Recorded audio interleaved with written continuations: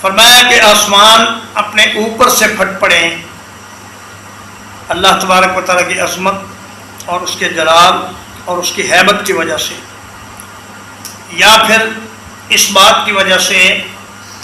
کہ جو تم اللہ کے سوا دوسروں کو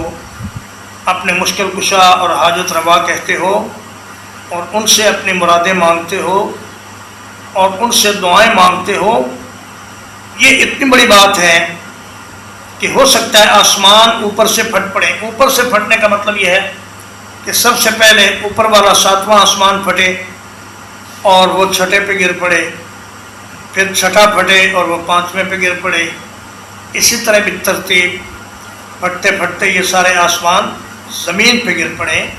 یہ اتنی بڑی بات ہے۔ اور فرشتے اللہ پاک کی تسبیح و تحمید بیان کر رہے ہیں۔ نبی صلی اللہ علیہ وسلم نے فرمایا کہ 4 انگلی کی جگہ بھی آسمان میں ایسی نہیں ہے جہاں کوئی نہ کوئی فرشتہ سجدے میں سر رکھ کر اللہ کی تسبیح بیان نہ کر رہا۔